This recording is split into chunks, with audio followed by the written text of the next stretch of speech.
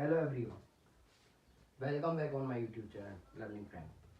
आज हम बात करने वाले हैं cost, price and value in property. ठीक है, इस टॉपिक के बारे में बात करने वाले हैं कॉस्ट, प्राइस एंड वैल्यू। ठीक है, आज इन तीन के बारे में हम समझने वाले हैं कि कॉस्ट क्या होती है किसी प्रॉपर्टी या किसी भी असेट की, प्राइस क्या होती है और वैल्यू क्या होती है। अक्सर लोग कंफ्यूज हो जाते हैं इन तीनों चीज के अंदर, और बेसिकली देखा जाए तो प्राइस और वैल्यू को लेकर बहुत ज्यादा कंफ्यूजन होता है।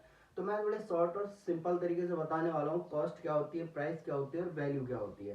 तो हम सबसे पहले देख लेते हैं कॉस्ट, कि कॉस्ट क्या होती है।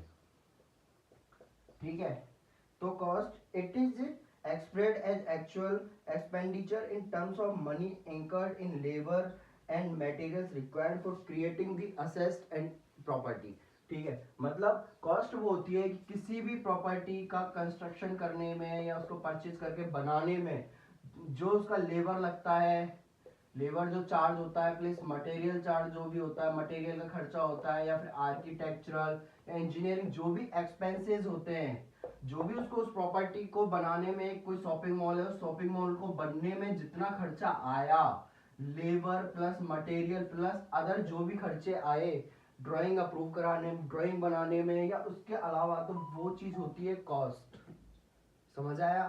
मैन्युफैक्चरिंग कॉस्ट जो है वो होती है कॉस्ट। मैन्युफैक्चरिंग एक्सपेंसेस को कॉस्ट कह सकते हैं, कि किसी भी चीज को बनाने के लिए आने वाला खर्चा ही कॉस्ट होता है उस चीज का। जैसे कोई एक है, ये प्रॉपर्टी है, इसको कंस्ट्रक्शन करने में, इसको बनाने में खर्चा आया 1.0 CR का। ठीक है, 1 करोड़ का इसमें खर्चा आया, तो ये हो गई इसकी कॉस्ट।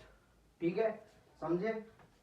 कॉस्ट क्या हो गई कि किसी भी असेस्ट को, प्रॉपर्टी को बनाने में जो भी खर्चा आता है वो होती है कॉस्ट। नेक्स्ट नेक्स्ट क्या है? प्राइस।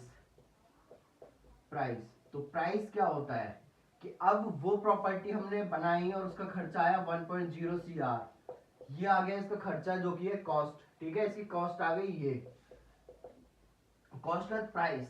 प्राइस क्या होता है कि जो ये कॉस्ट आई है इसमें सब कुछ इंक्लूड ऑलरेडी पहले इंक्लूडेड है, लेबर चार्जेज, मटेरियल या उसके अलावा जो भी चार्जेज है वो इस कॉस्ट के अंदर इंक्लूड है।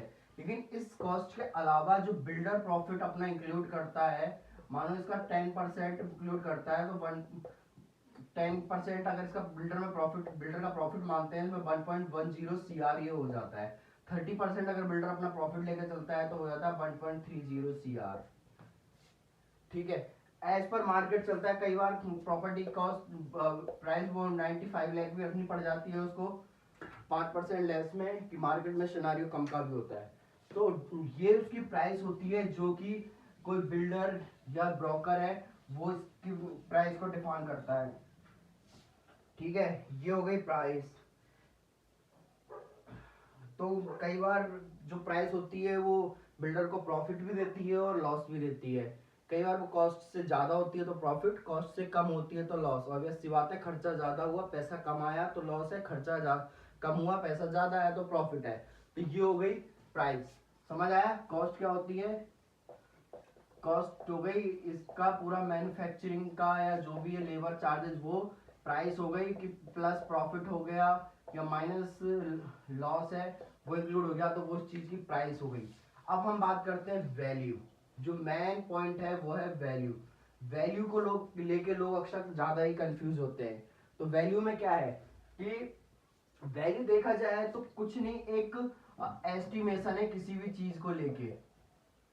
ठीक है, एक एस्टिमेशन आइडिया है value. A value is an estimate of what the price और टू बी। मैंने पहले भी बताया था कि वैल्यू कुछ नहीं है, एक एस्टिमेशन है, एक अंदाजा है किसी भी चीज को लेके, कि किसी भी प्रॉपर्टी की वैल्यू क्या है।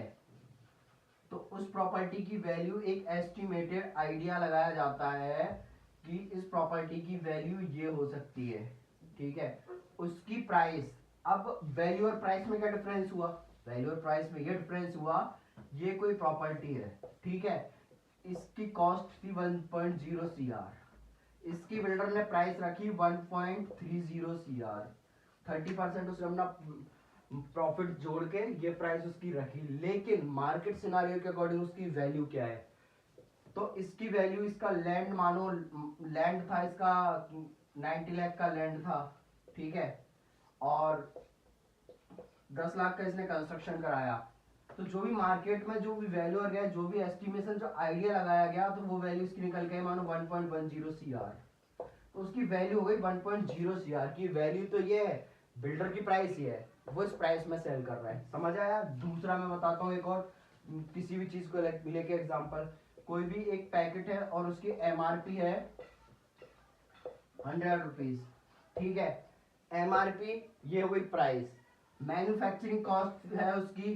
50 रुपीज, इतना पैसा खर्चा उसका हुआ उसको बनाने में, तो 50 रुपीज ये हो गई उसकी कॉस्ट, ये हो गई उसकी MRP प्राइस, ठीक है। लेकिन वही प्रोडक्ट 100 में ना बिक के 80 रुपीज में बिक जाता है, ये है उसकी वैल्यू। कि मानो कोई भी पैकेट है 100 रुपये उसकी प्राइस है, लेकिन मार्केट में वही चीज 70-80 रुपीज में अवेलेबल है, तो ये उसकी वैल्यू है। कि अगर आज हम पेन लेने जाते हैं तो हम सोच के जाते हैं कि 5 रुपए का पेन आ जाएगा, तो वो वैल्यू है, लेकिन हम वहां देखते हो 5 रुपए के पेन पे पैकेट पे लिखा हुआ है 10 रुपीज, तो 10 रुपीज वो उसकी प्राइस है, और जो उसका मैन्युफैक्चरिंग कॉस्ट आया है वो उसकी कॉस्ट है। बड़े इजीली समझाया मैंने, समझ आ चुका होगा कॉस्ट, वैल्यू एंड प्राइस क्या होती है। तो वीडियो पसंद आई हो तो लाइक कर दे, चैनल को सब्सक्राइब कर दे। आगे मैं बात करने वाला हूँ कि वैल्यू भी काफी अलग अलग तरह की होती है, वो किस किस टाइप की, कौन कौन किसी वैल्यू है, मैं उन सब चीजों को लेके एक एक वीडियोस आऊंगा, जिसमें अपनी फोर सेल वैल्यू जो मैं बात कर रहा था, मार्केट वैल्यू वगैरह, जो सारी कुछ चीजें डिस्कस होंगी। तो उसके लिए आप चैनल सब्सक्राइब कर दें और बेल आइकन प्रेस कर दें, जिससे आपको नोटिफिकेशन मिल जाए। Thank you.